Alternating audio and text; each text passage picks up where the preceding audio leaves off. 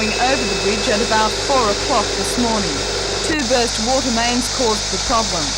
The water damaged the bitumen surface on the Cockle Creek Bridge at Bullaroo, and engineers feared structural damage had also occurred, but fortunately their fears were unfounded.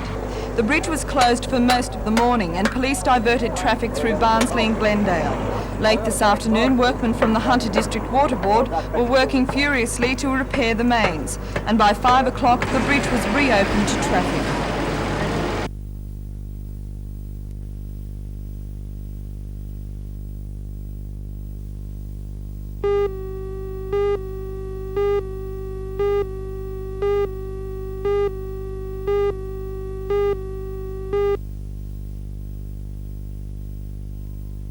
The chairman of the Shortland County Council, Alderman Henderson, is understandably upset with the insurance company, which he says is paid $70,000 a year by the county council. He said the council's association with the insurance company will be dealt with at the next council meeting. Meanwhile, the county council is left to deal with the 70-odd claims made by Merewether residents who had planned a protest meeting on the issue this Friday. Alderman Henderson says the county council will honour those claims. We have a moral obligation to the people, and I understand, and I did say before, there was somewhere in the vicinity of 52. I understand now it's somewhere about 70 people that were damaged on that night, that received damages that night. Can the county council afford to pay those sort of bills, particularly in this tight budget year? Yes, because you arrange that way. You have a tight budget. When our budget came up this year, we cut out 7.5 million capital works as far as the budget's concerned. But in a case like this, you always have these things that you've got to meet, and the council will meet their liabilities as well.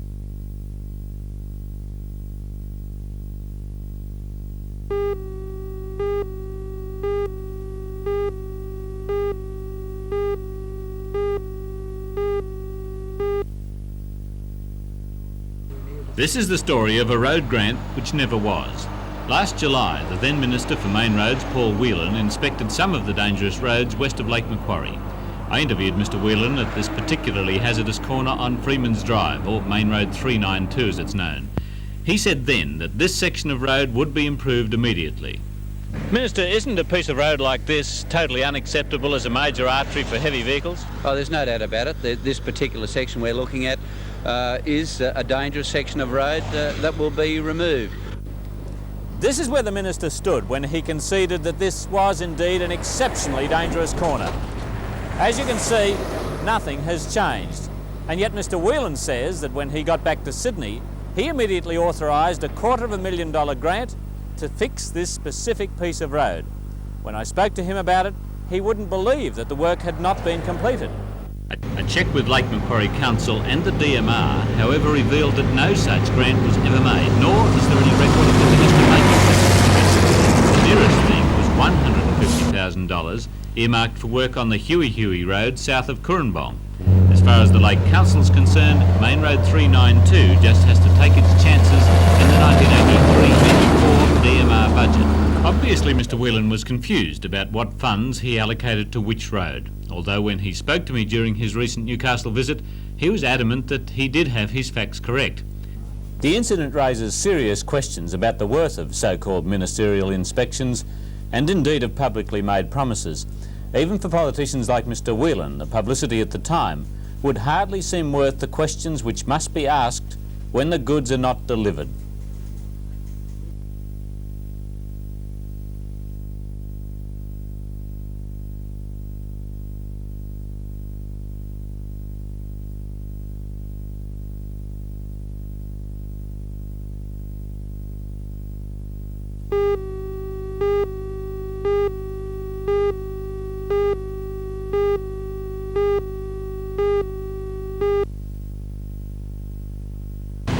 As soon as the alarm went out, police rushed to Charlestown and began patrolling nearby streets.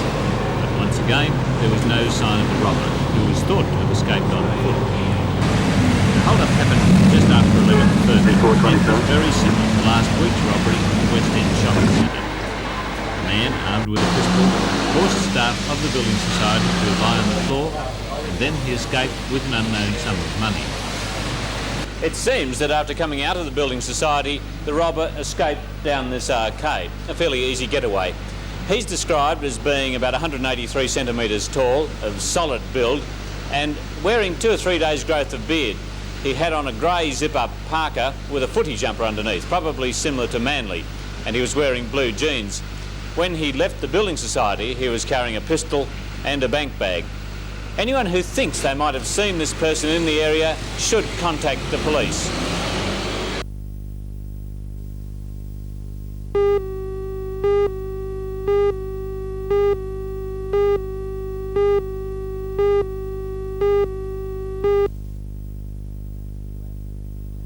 The two athletes, Bruce Gulliver in the yellow shirt and Paul Singleton in the blue shirt, ran brilliantly to make the final of this year's stall gift, Paul being pipped on the post by the favourite Dallas O'Brien in the final.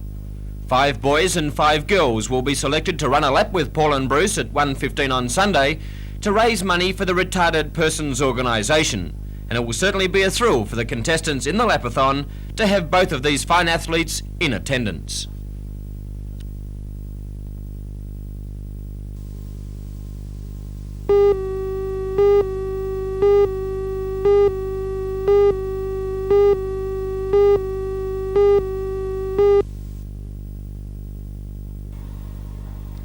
This one-man show is a triumph for the actor Gary McLean.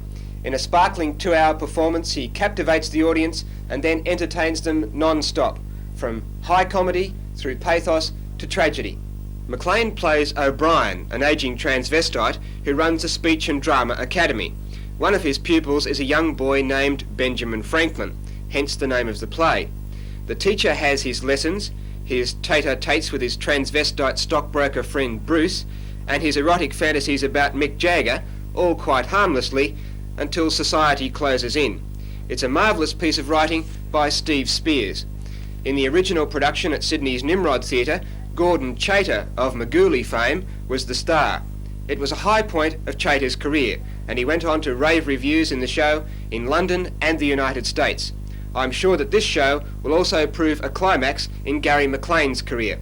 Director Robert Page has moulded a fine actor and a slick production crew into a marvellous play to create a grand and unique night's entertainment. At first, extremely funny, and then very moving. The elocution of Benjamin Franklin is a stunning show not to be missed.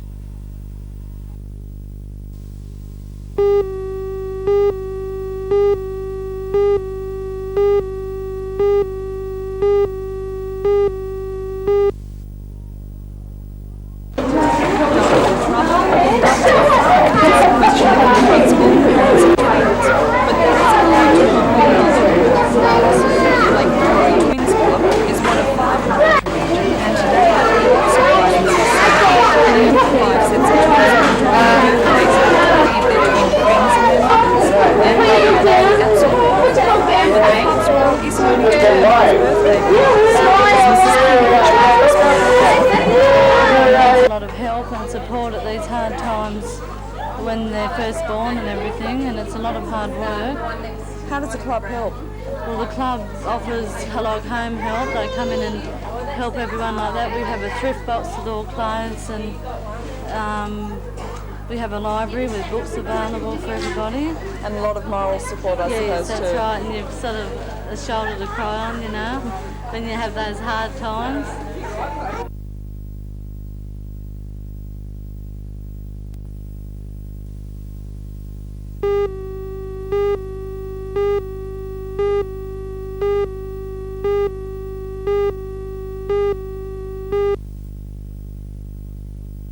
Let me say quite emphatically, there is no decision to hold a 24-hour stoppage on Monday at the 2nd of May by the delegates, by the union executives of the building tradesmen's unions.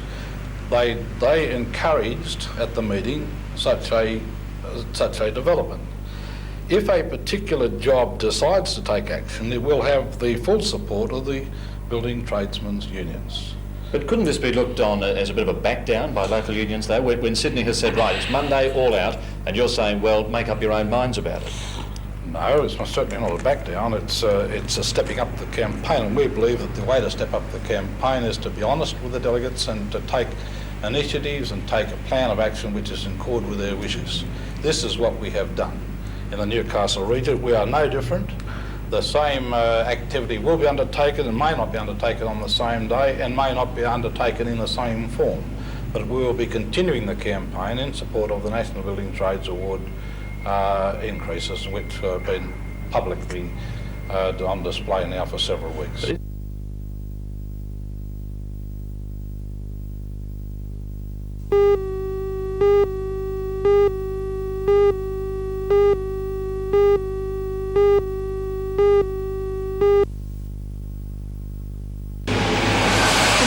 Caravan families in the Hunter Valley has risen sharply over the past few years.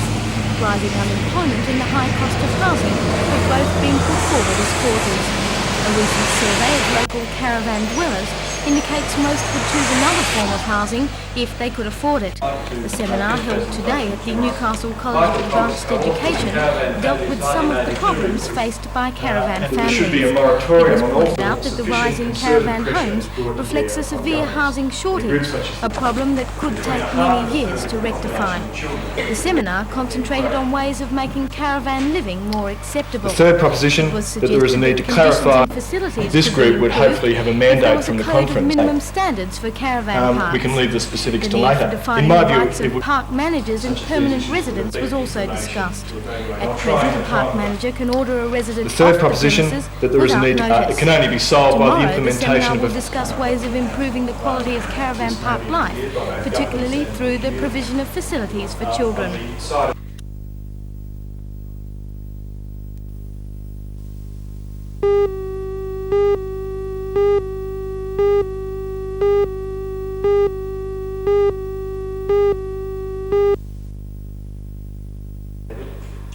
Translations is a sweet and gentle play that paradoxically reminds its audience of some of Ireland's most bitter problems.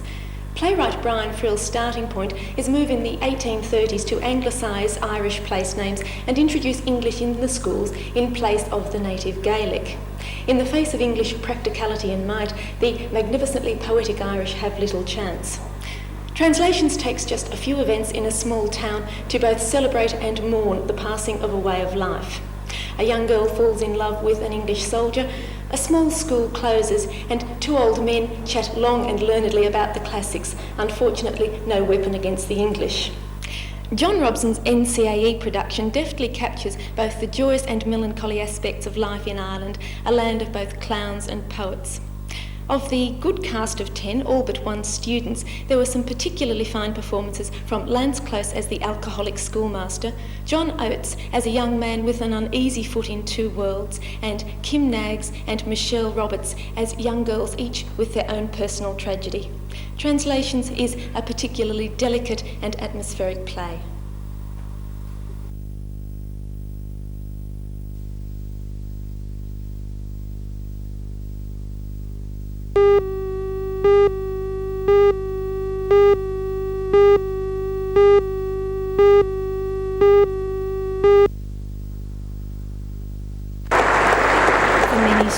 Graduation day marks the end of a long, hard struggle for success. But today's graduates were told that their major struggle is about to begin. The words of warning came from the Premier, Mr. Rand, the guest of honour at today's graduation ceremony. You're not graduating into these worlds. One that will challenge you and call upon all the skills, training and dedication you've gained from your university education.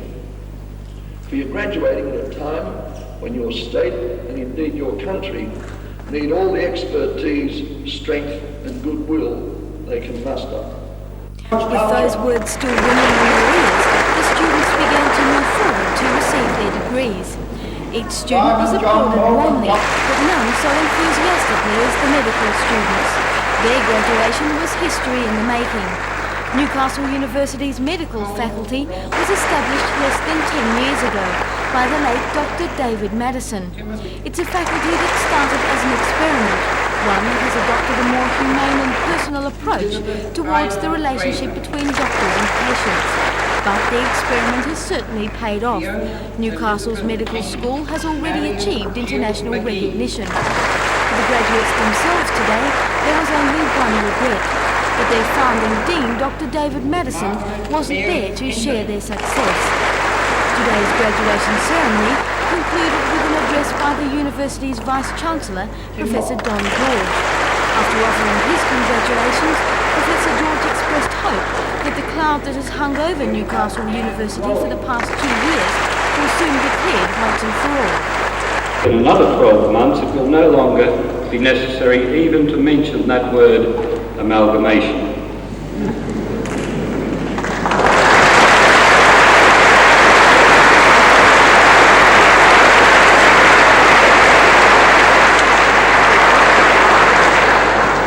But even at this stage, we still await a clear signal from the new government in Canberra that this particular dark cloud has rolled away.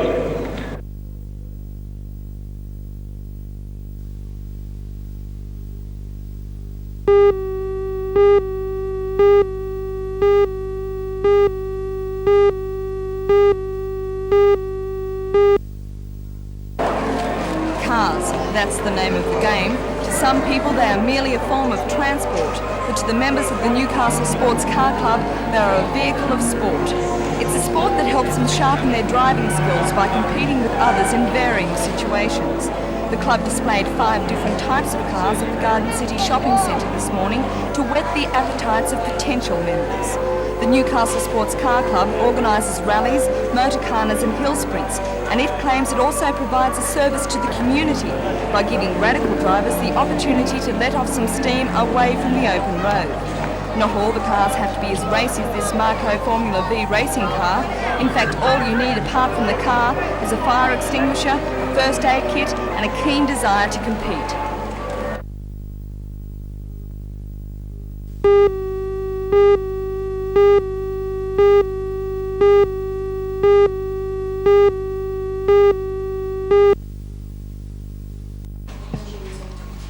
For those of you who have never heard of the association before, it has been in existence now for almost 20 years, and one of the main aims of this week is to promote the Nursing Mothers Association. It's a voluntary group of mothers helping other mothers who wish to breastfeed. There are visits to the hospital, but the association's main work is in counselling to mothers who may need advice or reassurance on this important aspect of motherhood. In a bid to make people more aware, the association has also produced a number of booklets, including this one written by a counsellor from Queensland. So why is breastfeeding so important? Association spokesperson Carol Hussein. Well, I think it's very important to breastfeed. Breast milk is certainly the ideal food for a human baby, and it produces a very close and loving bond between mother and baby. The aim of National Mothering Week is to encourage recognition by the community at large as to the importance of the mother to her family and to society, and secondly to focus the attention of the people of Australia on the Nursing Mothers Association and the role it plays in encouraging breastfeeding as an aid to the art of skilled and loving mothering. The theme of National Mothering Week, which continues until next Sunday, is Mothering, a Job Worth Doing. Some couldn't agree more. Mothering is certainly a job worth doing, and breastfeeding makes it that much more rewarding.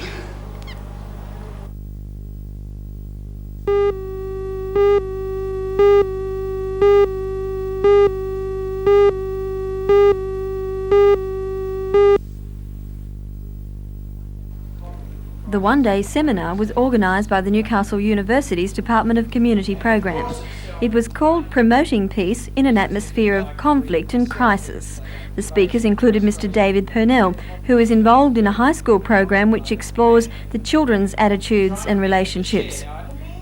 Visiting speaker Mrs. Eva Pintes was representing the United Kingdom Peace Education Network. Her definition of peace was relationships between people, groups and countries, and she believed the first step was being at peace with oneself. Spokesman Mr. Keith Souters explains how the seminar came about. It came about because some of us were concerned about the way in which there's a growing peace movement, obviously, as we saw in Newcastle on Palm Sunday when we had quite a number of people out, as right the way across Australia as well. And we thought it'd be useful to have a specific seminar to give a lot more background information on what the individual can do, because it's not enough simply to get people out on the streets for, say, 3 times a year. It's much more important to give people a continuing basis of education.